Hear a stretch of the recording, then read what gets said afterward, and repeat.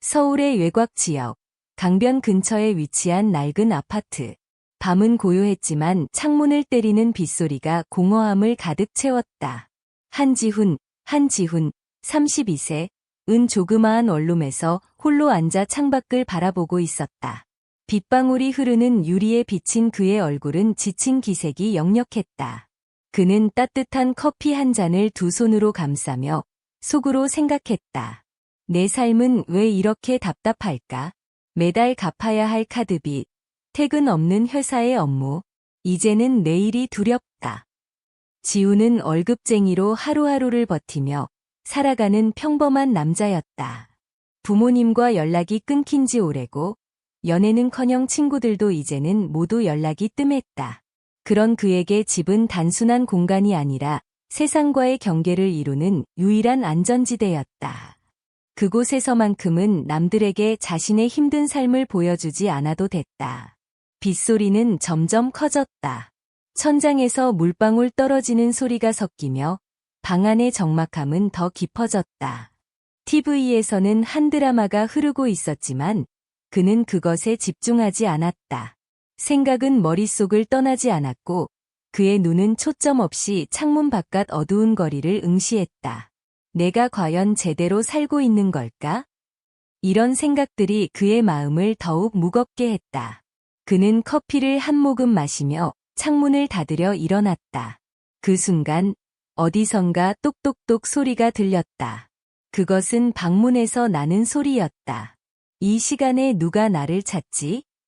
밤 11시가 넘은 시간, 그리고 이런 폭우 속에서 찾아올 사람은 없었다. 지우는 잠시 망설였지만 조용한 방에서 들려오는 그 소리는 무언가 이상한 느낌을 들게 했다. 그는 천천히 문 쪽으로 걸어가 문구멍을 통해 밖을 살폈다. 어두운 복도에 조명이 희미하게 빛나고 있었고 문 앞에는 흐릿한 형체가 하나 서 있었다. 문 밖에 있는 사람은 한 젊은 여성이었다. 젖은 머리카락이 얼굴에 들러붙었고 온몸이 비에 흠뻑 젖은 모습이었다. 그녀는 두 팔로 몸을 감싸 안으며 떨고 있었다. 그녀의 얼굴은 창백했고 숨을 가쁘게 몰아쉬고 있었다. 누구세요? 지훈이 경계하는 목소리로 물었다. 제발 문 좀 열어주세요. 도와주세요. 그녀의 목소리는 약하고 떨렸으며 절박함이 가득 담겨 있었다. 지훈은 순간적으로 문을 열어야 할지 말아야 할지 고민했다. 요즘 세상은 너무 위험했기에 모르는 사람을 집안에 들이는 것은 어리석은 일이었다. 하지만 그녀의 절박한 눈빛과 떨리는 목소리가 머릿속을 떠나지 않았다. 그는 자신도 모르게 문을 열었다. 차가운 바람과 빗방울이 문틈으로 밀려 들어왔다. 그녀는 천천히 방 안으로 들어섰다. 바닥에 물이 떨어졌고 방 안은 금세 차가운 공기로 가득 찼다. 지우는 그녀에게 수건을 건네며 잠깐 앉아 계세요. 옷이 너무 젖었으니 이걸로 닦으세요. 라고 말했다. 그녀는 고개를 끄덕이며 정말 감사합니다. 라고 속삭였다. 그녀의 떨림은 조금씩 잦아들었지만 그녀가 누군지 왜 이런 상황에 놓였는지는 여전히 미궁이었다. 지우는 자신의 행동이 옳았는지 확신하지 못했지만 그녀를 내쫓을 수는 없었다. 그녀의 눈 속에는 두려움과 외로움이 가득 차 있었기 때문이다. 비는 여전히 창문을 두드리고 있었고 방 안의 침묵은 점점 더 깊어졌다. 지우는 잠시 그녀를 바라보다 다시 창밖을 내다보았다. 그의 마음 속에는 어딘가 불길한 느낌이 스며들었다. 그가 문을 연 그 순간 그의 평범했던 삶은 변화를 맞이하게 될 운명이었다. 지우는 소파에 앉아 손님을 바라보았다. 그녀는 아직 떨고 있었다. 방 안의 따뜻한 공기가 점차 그녀를 감싸기 시작했지만 그녀의 얼굴에는 여전히 두려움이 남아 있었다. 젖은 머리카락이 그녀의 볼에 붙어 있었고 눈은 불안하게 방 안을 둘러보고 있었다. 마치 자신이 안전하지 않다고 느끼는 듯했다. 저기, 지우는 침묵을 깨며 조심스럽게 물었다. 무슨 일이 있었던 건가요? 왜 이 시간에 이렇게 비를 맞으면서 여기에 오신 거죠? 그녀는 잠시 입술을 깨물며 아무 말도 하지 않았다. 그녀의 손은 여전히 무릎 위에서 떨리고 있었다. 결국 그녀가 입을 열었다. 목소리는 여전히 낮고 떨렸지만 그 안에는 어떤 깊은 슬픔이 담겨 있었다. 죄송합니다. 갑작스럽게 찾아와서요. 저는 갈 곳이 없어요. 그녀는 말을 하다 멈추고 고개를 떨구었다. 눈에 눈물이 맺힌 듯했다. 지우는 한숨을 쉬며 다가가 탁자에 놓인 차를 그녀 앞에 내밀었다. 일단 이거라도 드세요. 따뜻한 걸 마시면 좀 괜찮아질 거예요. 그녀는 천천히 고개를 들어 그를 바라보았다. 그녀의 눈 속에는 어딘가 믿음과 의심이 섞인 복잡한 감정이 보였다. 하지만 결국 그녀는 조심스럽게 차를 집어들었다. 손이 떨려 잔 속의 차가 약간 흔들렸지만 그녀는 그것을 한 모금 마셨다. 감사합니다. 그녀가 작은 목소리로 말했다. 지우는 그녀의 모습을 가만히 바라보며 속으로 생각했다. 왜 이런 상황에 놓였을까? 단순히 길을 잃은 게 아닌 것 같은데. 그래도 지훈이 다시 말을 꺼냈다. 무슨 일인지 말씀해 주실 수 있나요? 혹시 제가 도와드릴 수 있을지도 모르니까요. 그녀는 한참을 망설였다. 마치 무언가를 말할지 말지 결정을 내리지 못하는 것처럼 보였다. 그러다 그녀는 숨을 깊게 들이쉬고 말했다. 사실은 그녀는 말을 멈추고 고개를 돌렸다. 창문 너머로 비가 내리고 있는 어둠을 응시하며 말을 이었다.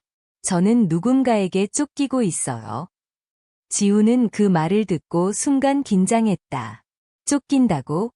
그는 그 말을 곱씹으며 그녀를 바라보았다. 누군가요? 왜 쫓기고 있는 거죠? 그녀는 그의 질문에 답하기보다는 손으로 자신의 주머니를 더듬더니 조심스럽게 무언가를 꺼냈다. 그것은 작은 가죽 상자였다. 그녀는 그것을 지훈에게 내밀었다. 이게 그 이유예요. 지훈은 상자를 열어보았다. 상자 속에는 금으로 된 목걸이가 있었다. 목걸이 중앙에는 에메랄드 빛의 녹색 보석이 박혀 있었고 그 보석은 빛을 받을 때마다 미묘한 빛을 발했다.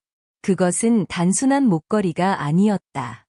지우는 그것을 보고도 무엇인지 이해할 수 없었지만 그 속에서 무언가 중대한 일이 얽혀 있다는 느낌을 받았다. 이게 뭐죠? 지우는 물었다. 설명하기는 어렵지만 이것은 굉장히 중요한 물건이에요. 어떤 사람들은 이걸 손에 넣으려고 저를 쫓고 있어요. 그녀는 떨리는 목소리로 말했다. 지우는 점점 더 혼란스러워졌다. 이게 내 인생에 무슨 일이야? 왜 나한테 이런 일이 생긴 거지? 그 순간 갑작스러운 소리가 들렸다. 쿵쿵쿵. 그것은 문을 두드리는 소리였다. 지훈과 그녀는 동시에 문 쪽을 바라보았다. 그녀의 얼굴은 순식간에 창백해졌다. 그들이에요. 그녀가 낮은 목소리로 말했다. 찾아왔어요. 지훈의 심장은 빠르게 뛰기 시작했다. 그는 무슨 일이 벌어지고 있는지 알지 못했지만 직감적으로 이 상황이 단순하지 않음을 깨달았다. 비는 여전히 세차게 내리고 있었다. 문 밖에서는 누군가가 다시 한번 강하게 문을 두드렸다. 지우는 숨을 죽이며 그녀를 바라보았다. 그녀는 손으로 입을 가리고 있었다. 두려움이 가득한 눈빛이 모든 것을 말해주고 있었다. 내가 문을 열지 않았더라면? 지훈의 머릿속은 복잡했다. 하지만 이미 그는 이 상황에서 벗어날 수 없다는 것을 깨달았다. 문 밖의 침묵과 방 안의 불안감이 교차하며 밤은 점점 더 깊어지고 있었다. 문을 두드리는 소리는 점점 더 강해졌다. 지우는 손에 땀이 차기 시작했다. 방 안은 숨막히는 정적 속에서 긴장감으로 가득 찼다. 그는 무의식적으로 눈앞에 앉아있는 그녀를 바라보았다. 그녀는 두 손으로 입을 막은 채 고개를 저으며 간신히 속삭였다. 열지 마세요. 제발. 지우는 고개를 끄덕였지만 그의 마음속은 이미 혼란으로 가득했다. 그는 천천히 문 쪽으로 다가갔다. 문 너머로는 누군가 낮고 유협적인 목소리로 말했다. 안에 사람이 있는 거 다 알고 있습니다. 문 열어요. 대화만 하자고요. 그 말은 친근한 톤을 가장했지만 그 속에 숨겨진 날카로움이 분명히 느껴졌다. 지우는 숨을 죽이고 문 앞에 멈춰 섰다. 손은 문 손잡이를 향했지만 그는 그 이상 움직이지 못했다. 무슨 일이죠? 왜 저를 쫓아오는 거죠? 지우는 문 너머로 말을 던졌다. 목소리는 떨렸지만 그는 최대한 침착하게 행동하려고 했다. 그 안에 있는 여자가 우리 물건을 가지고 있습니다. 그냥 돌려받으러 왔어요. 불필요한 일이 생기지 않도록 문 열어주세요. 그 순간 그녀가 갑자기 자리에서 일어났다. 그녀의 얼굴은 창백했지만 눈에는 결심이 서려 있었다. 그녀는 조용히 지훈 쪽으로 다가와 속삭였다. 시간이 없어요. 저 사람들이 제가 가지고 있는 걸 원해요. 하지만 이걸 그들에게 주면 저는 죽어요. 그리고 아마 당신도 위험할 거예요. 그녀는 손에 들고 있던 작은 가죽 상자를 다시 지훈에게 건넸다. 상자 안에는 전에 봤던 에메랄드 목걸이가 그대로 들어 있었다. 하지만 이번에는 더 이상 단순히 아름다운 물건처럼 보이지 않았다. 그것은 마치 무언가 엄청난 비밀을 품고 있는 듯했다. 이걸 가지고 나가세요. 그녀는 떨리는 목소리로 말했다. 제가 이곳에서 그들의 주의를 끌고 있을 테니까요. 당신은 안전한 곳으로 가서 이걸 숨겨야 해요.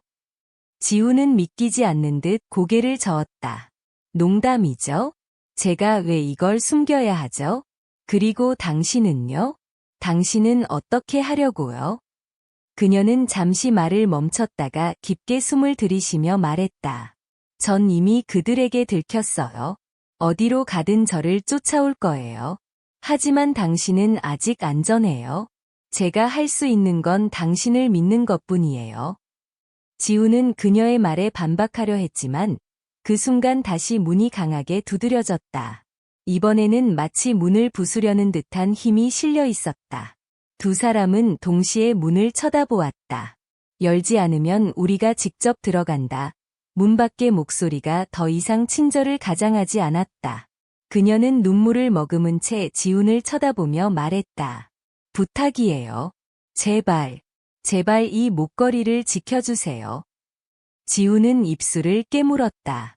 머릿속에서는 수많은 생각이 교차했다. 왜 하필 자신이 이런 일에 휘말려야 하는지 알 수 없었다. 하지만 그녀의 눈빛은 그를 움직였다. 그것은 단순한 부탁이 아니라 그녀의 마지막 희망처럼 보였다. 결국 그는 상자를 단단히 쥐고 고개를 끄덕였다. 알겠어요. 하지만 무슨 일이 생기면 꼭 살아남아야 해요. 그녀는 희미하게 웃으며 말했다. 고마워요. 그리고 미안해요. 그녀는 문 쪽으로 걸어갔다. 그리고 문 앞에서 깊게 숨을 들이쉬었다. 그녀는 마지막으로 지훈을 돌아보며 속삭였다. 가세요. 지금 바로. 지훈은 그녀의 결단에 망설였지만 결국 창문을 통해 방을 빠져나갔다. 창밖으로는 여전히 비가 쏟아지고 있었고 그는 차가운 빗속을 뛰기 시작했다. 그의 손에는 여전히 그 상자가 단단히 쥐어져 있었다. 뒤에서는 문이 부서지는 소리가 들렸고 그녀의 목소리가 희미하게 들려왔다. 하지만 그 이후로는 아무것도 들리지 않았다. 지훈은 멈추지 않았다. 그의 마음은 무겁고 발걸음은 더뎠지만 그는 그녀의 마지막 부탁을 지켜야 한다는 생각 하나로 움직였다. 비는 계속해서 쏟아졌고 도시의 밤은 그를 삼키는 듯했다. 어디로 가야 할지, 이 목걸이가 무엇을 의미하는지 전혀 알 수 없었지만 그는 더 이상 평범한 삶으로 돌아갈 수 없음을 깨달았다. 그리고 문득 그는 궁금해졌다. 그녀는 과연 살아남았을까? 비가 내리는 가운데 그의 마음속에는 끝없는 불안과 죄책감이 맴돌았다. 비가 쏟아지는 서울의 밤거리를 달리며 지훈의 숨소리는 점점 거칠어졌다. 그는 작은 가죽 상자를 가슴에 꼭 안은 채 계속 발을 움직였다. 한 손으로는 젖은 머리칼을 뒤로 넘기며 다른 손은 상자를 움켜쥐고 있었다. 마음속에는 끝없는 질문이 맴돌았다. 왜 내가 이 일을 떠맡아야 하지? 이 상자가 대체 뭐길래 이렇게까지 위험한 상황이 벌어진 거지? 머릿속은 혼란으로 가득했지만 그의 발걸음은 멈추지 않았다.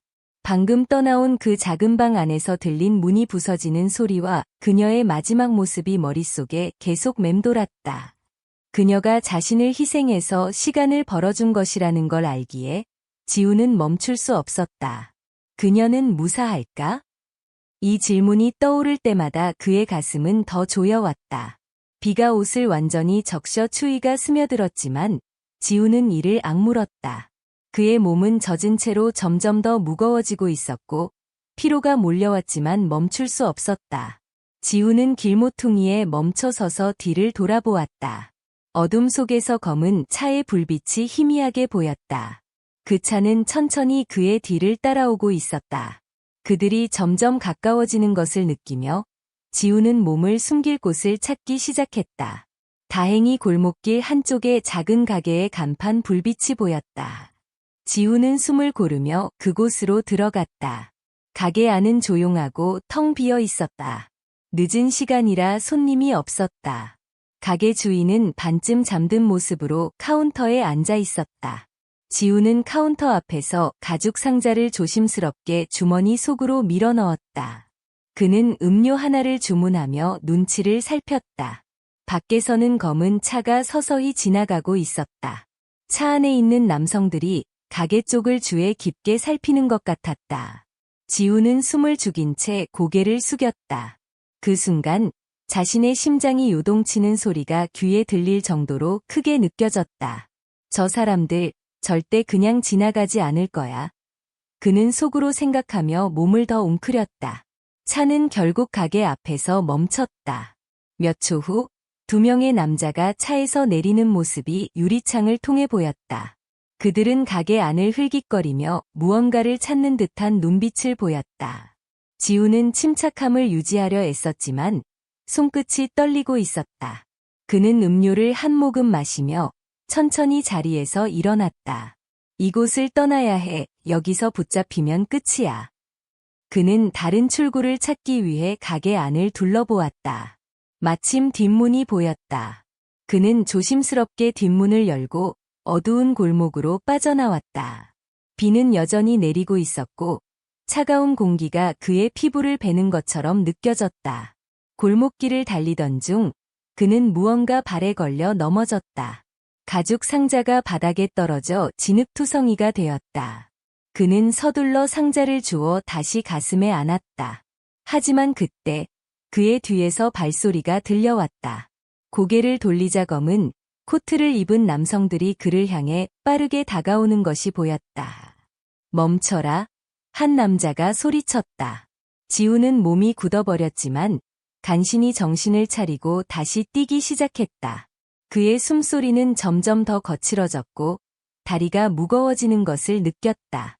하지만 그는 멈출 수 없었다. 골목 끝에 다다르자 지우는 눈앞의 다리 밑으로 이어지는 작은 통로를 발견했다. 그는 그쪽으로 몸을 날렸다. 다리 밑은 비로 인해 물이 고여 있었고 그의 발은 진흙탕 속에 빠져 푹푹 빠졌다. 그러나 그는 이를 악물고 계속 앞으로 나아갔다. 다리 밑에서 잠시 숨을 고르던 그는 손에 쥔 가죽 상자를 바라보았다. 이게 대체 뭔데 이렇게까지 쫓아오는 거지? 그는 상자를 열어볼까 고민했지만 그녀의 목소리가 머릿속에서 맴돌았다. 제발 이걸 지켜주세요. 그녀의 눈물이 가득했던 얼굴이 떠오르며 지우는 상자를 다시 단단히 닫았다. 그 순간 멀리서 손전등 불빛이 번쩍이며 그의 방향으로 움직이는 것이 보였다. 그들은 그를 찾고 있었다. 지우는 고개를 들고 밤하늘을 바라보았다. 빗방울이 얼굴을 타고 흘러내렸다. 그는 잠시 눈을 감고 깊은 숨을 들이마셨다. 끝까지 도망칠 수 있을까? 그녀는 지금 어디에 있을까? 무사할까? 하지만 대답을 들을 수 있는 사람은 아무도 없었다. 빗소리는 그의 모든 질문을 집어삼키며 어둠 속에서 울려 퍼졌다. 리 밑에서 허겁지겁 숨을 돌리던 지우는 자신의 심장이 마치 폭발할 듯이 뛰는 것을 느꼈다. 빗방울은 여전히 거칠게 내리쳐 그의 온몸을 적시고 있었다. 손에 꼭 쥔 작은 가죽 상자가 그의 유일한 짐이었다. 이건 대체 무슨 물건이길래 이렇게 많은 사람들이 목숨 걸고 쫓아오는 거지? 그는 상자를 내려다보며 깊은 한숨을 내쉬었다. 머릿속에는 그녀, 강세라의 마지막 눈빛이 떠오르고 있었다.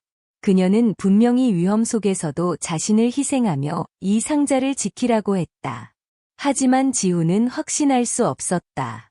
자신의 선택이 옳은지, 그녀가 무사할지, 그리고 자신이 이 모든 혼란에서 살아남을 수 있을지. 갑자기 멀리서 들려오는 발소리와 손전등의 빛이 그의 생각을 끊어놓았다. 어둠 속에서 서너 명의 남자들이 점점 가까워지고 있었다. 그들의 목소리가 희미하게 들렸다. 여기 근처에 있다. 다리 아래쪽을 찾아봐라. 지우는 숨을 죽이고 몸을 최대한 낮췄다. 숨소리를 들키지 않기 위해 손으로 입을 막았다. 몸은 차가운 진흙 속에 더러워졌지만 그럴 겨를이 없었다. 그는 이대로 붙잡히면 끝이라는 걸 알고 있었다. 제발, 제발 그냥 지나가라. 그는 속으로 간절히 기도했지만 그들의 발소리가 점점 가까워지는 걸 느낄 수 있었다. 그때 다리 위쪽에서 차 경적 소리가 요란하게 울렸다. 남자들이 멈춰서서 다리 쪽을 쳐다보는 틈을 타 지우는 그들의 시야에서 벗어나기 위해 조심스럽게 옆으로 몸을 이동했다. 그 순간 그의 발이 진흙 속에 깊게 빠져 균형을 잃고 넘어질 뻔했다. 그는 아슬아슬하게 상자를 놓치지 않았지만 그간에는 작은 소리조차 들킬 수 있는 상황이었다. 남자들 중 한 명이 갑자기 그의 쪽으로 손전등을 비추었다. 그 빛은 지훈의 발치 근처를 스쳤다. 그는 숨을 죽이며 차가운 진흙 속에서 움직이지 않은 채 몸을 웅크렸다. 그 순간 시간이 멈춘 듯 느껴졌다. 저기 뭐가 있는 것 같은데? 한 남자가 말했다. 빨리 가서 확인해봐. 다른 남자가 재촉했다. 지우는 더 이상 숨을 곳이 없다는 걸 깨달았다. 그는 깊게 숨을 들이쉬고 상자를 가슴에 더욱 단단히 끌어안았다. 그리고 갑작스럽게 다리 아래쪽에서 강가로 뛰어들었다. 물은 차갑고 강바닥은 미끄러웠지만 그는 멈추지 않았다. 저기 있다. 잡아라. 뒤에서 남자들이 소리치며 쫓아오기 시작했다. 지훈은 물속을 헤치며 앞으로 나아갔다. 그는 자신이 점점 더 깊은 강물 속으로 들어가고 있다는 걸 알았지만 지금 멈추는 건 선택지가 아니었다. 그의 눈에는 결단이 서려 있었다. 내가 이걸 지켜야 해. 그녀를 위해서라도. 강을 겨우 건너간 지훈은 숨을 헐떡이며 강둑에 올라섰다. 그는 뒤를 돌아보았다. 추격자들은 여전히 그를 따라오고 있었지만 강을 건너는데 시간이 걸리고 있었다. 그는 이를 악물고 다시 뛰기 시작했다. 이제 그는 물에 흠뻑 젖었고 추위는 뼛속까지 파고들었지만 멈추지 않았다. 얼마 지나지 않아 지우는 작은 폐공장을 발견했다. 공장은 오래된 건물처럼 보였고 출입구는 녹슨 철문으로 막혀 있었다. 그는 철문을 힘껏 밀어 안으로 들어갔다. 공장 안은 텅 비고 어두웠다. 기계들의 잔해와 먼지가 쌓인 바닥은 침묵 속에서 으스스한 분위기를 풍겼다. 지우는 어둠 속에 몸을 숨기며 상자를 내려다보았다. 그는 이 순간 얼마나 멀리 도망칠 수 있을지 확신할 수 없었다. 하지만 그는 이 상자를 손에서 놓지 않겠다고 결심했다. 멀리서 들리는 발소리가 다시 그의 귀를 때렸다. 추격자들이 점점 가까워지고 있었다. 그 순간 그는 상자 속에 무엇이 들어있는지 궁금해졌다. 하지만 상자를 열어볼 용기가 나지 않았다. 세라가 목숨을 걸고 이걸 지키라고 했다. 열어보는 건 나중에 해도 늦지 않아. 그는 상자를 단단히 쥐며 어두운 공장 안에서 숨을 죽였다. 지우는 멀리서 들려오는 추격자들의 목소리와 점점 더 가까워지는 발소리를 들으며 속으로 중얼거렸다. 공장의 한쪽에서는 바람 소리가 새어 들어오고 빗방울이 떨어지는 소리가 울렸다. 그리고 지우는 어둠 속에서 다시 도망칠 기회를 기다리며 스스로의 운명을 받아들이는 눈빛으로 창밖을 바라보았다. 그의 여정은 아직 끝나지 않았다. 어둠 속에서 작은 한숨과 함께 그는 다시 움직이기 시작했다. 지우는 폐공장의 어둠 속에서 몸을 숨긴 채 고요히 숨을 죽이고 있었다. 그의 가슴은 여전히 거칠게 뛰고 있었고 손에는 상자가 단단히 쥐어져 있었다. 어둠은 그를 감쌌지만 동시에 그를 삼킬 듯한 불안감을 더해주었다. 먼 곳에서 들려오는 발소리가 점점 가까워지는 듯했다. 얼마나 더 숨을 수 있을까? 이대로 붙잡히면 끝일 텐데. 지우는 상자를 내려다보며 속으로 중얼거렸다. 이 모든 상황이 믿기지 않았다. 그는 단지 집에 홀로 있던 평범한 회사원일 뿐이었다. 그러나 지금은 자신을 쫓아오는 사람들, 그리고 손에 들려있는 이 작은 상자 때문에 목숨이 위태로워졌다. 그 순간 공장 밖에서 두드리는 소리가 들려왔다. 그것은 확실히 문을 강제로 열려는 소리였다. 지훈의 심장이 얼어붙는 듯했다. 그는 상자를 더 꼭 쥐며 공장 안쪽으로 더 깊숙이 몸을 숨겼다. 발소리는 점점 더 가까워졌고 누군가가 손전등을 휘두르며 내부를 수색하기 시작했다. 그 상자를 가진 놈, 이 안에 있다. 찾아내. 거칠고 위협적인 목소리가 어둠 속에서 울려 퍼졌다. 지우는 숨을 죽이며 어두운 기계들 사이에 몸을 웅크렸다. 손전등의 빛이 그의 바로 근처를 스칠 때마다 심장이 터질 것처럼 뛰었다. 그는 땀에 젖은 손으로 상자를 더 꽉 쥐었다. 세라가 이걸 지키라고 했어. 절대 놓칠 수 없어. 그러나 그의 마음속에는 또 다른 생각이 떠올랐다. 하지만 이렇게 숨다가는 결국 붙잡힐 텐데 나는 이 상황을 어떻게 벗어날 수 있지? 갑자기 그의 머릿속에 한 가지 아이디어가 스쳤다. 그는 상자를 열어볼 용기를 냈다. 상자 안에는 에메랄드빛 보석이 박힌 목걸이가 빛나고 있었다. 목걸이는 마치 생명을 가진 듯 빛을 발하며 그에게 무언가를 속삭이는 듯했다. 지우는 잠시 목걸이를 바라보다가 상자를 다시 닫았다. 그리고 자신이 입고 있던 젖은 외투 속에 상자를 숨겼다.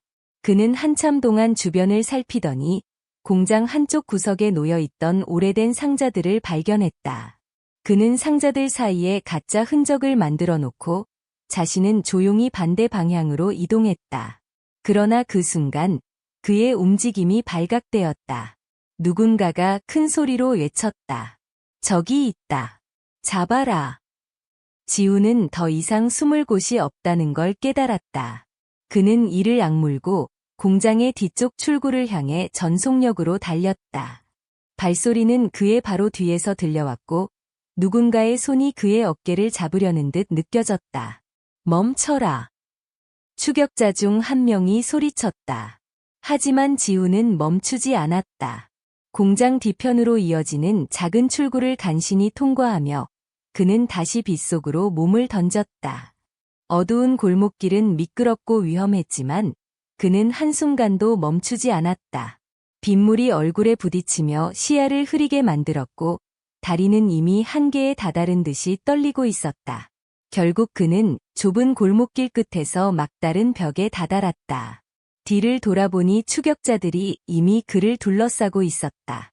그들의 손전등이 그의 얼굴을 비추었고 그 순간 지우는 숨을 헐떡이며 뒷걸음질 쳤다. 그 상자를 내놔라. 그러면 살려주겠다.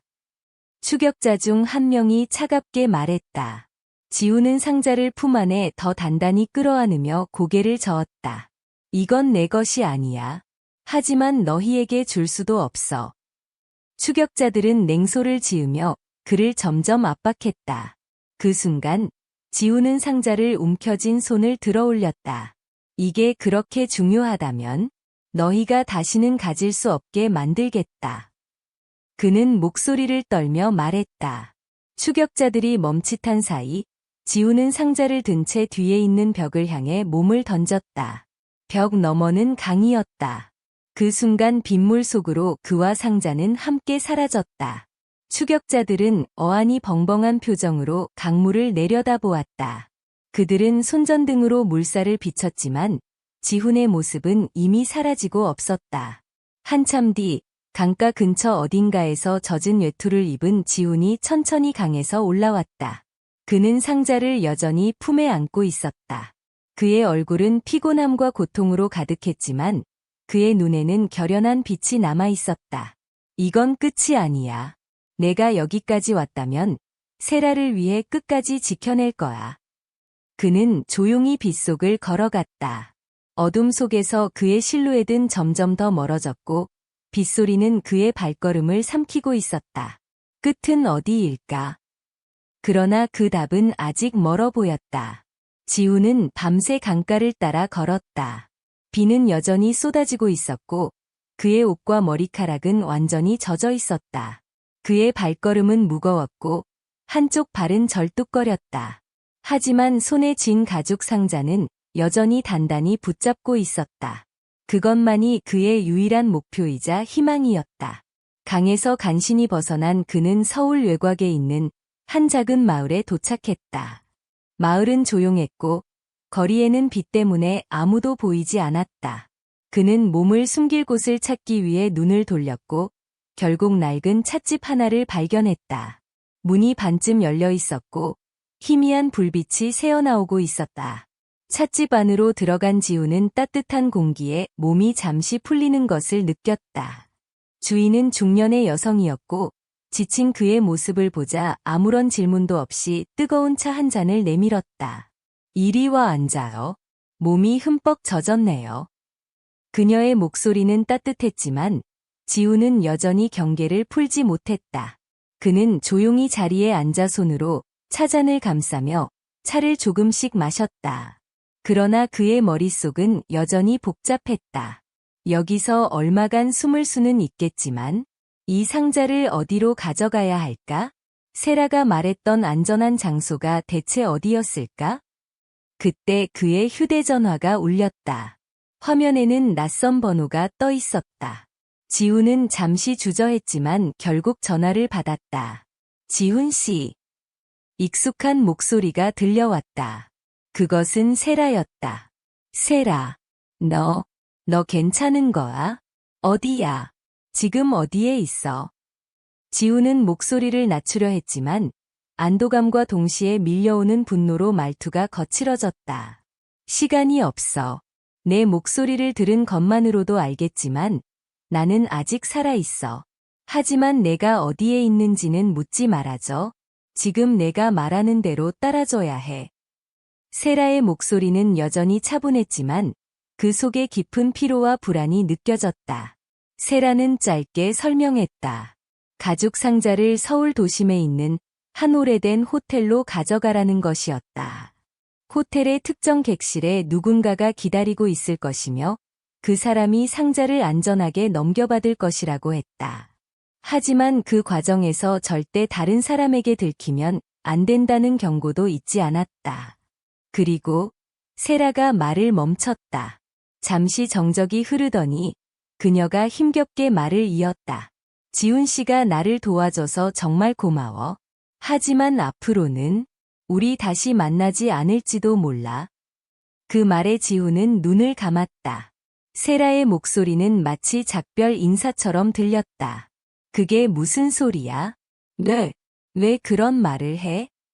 지훈은 자신의 목소리가 떨리는 걸 느꼈다. 그냥 그렇게 생각해두는 게 좋을 거야. 이번 일이 끝나면 지훈 씨는 평범한 삶으로 돌아가야 해. 나처럼 복잡한 세상에 얽히지 않고. 세라는 더 이상 말을 잇지 않았다. 그리고 전화는 끊겼다. 지훈은 아무 말도 할 수 없었다. 그의 손은 여전히 휴대전화를 쥐고 있었고 눈은 허공을 바라보고 있었다. 다음 날 아침, 지훈은 세라가 지시한 호텔로 향했다. 도심으로 나가는 길은 여전히 위험이 도사리고 있었다. 그는 추격자들이 여전히 그를 찾고 있다는 걸 알고 있었다.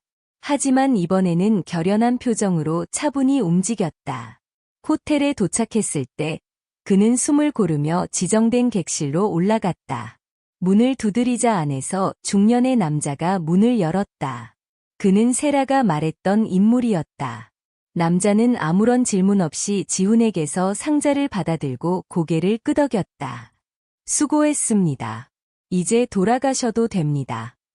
남자는 짧게 말했다. 지훈은 상자를 넘긴 뒤에도 여전히 그 자리를 떠나지 못했다. 머릿속에는 수많은 질문이 떠올랐다. 이 상자는 어디로 가는 것일까? 세라는 지금 어디서 무엇을 하고 있을까? 그리고 이 모든 일이 끝난 후 그는 다시 평범한 삶으로 돌아갈 수 있을까? 호텔을 나와 다시 거리로 나왔을 때 햇살이 비추고 있었다. 비는 멎었지만 그의 마음속은 여전히 무겁고 혼란스러웠다. 그는 갑자기 전화기를 들고 세라에게 전화를 걸었다. 하지만 전화는 연결되지 않았다. 신호음만 울리고 그녀는 받지 않았다. 정말 다시는 못 만나는 걸까? 지훈은 스스로에게 물으며 하늘을 바라보았다. 햇빛이 그의 얼굴에 스치고 있었지만 그 빛은 그의 마음을 채우지 못했다. 그의 걸음은 다시 느려졌고 도시의 소음은 점점 멀게 느껴졌다. 어디선가 멀리서 세라의 목소리가 들려오는 것 같았다. 하지만 그것이 환상인지 현실인지 알 수 없었다. 지훈은 그렇게 조용히 도시 속으로 걸음을 옮기며 끝없는 생각 속에 빠져들었다. 그의 이야기도 세라의 운명도 여전히 어딘가에서 계속되고 있었다.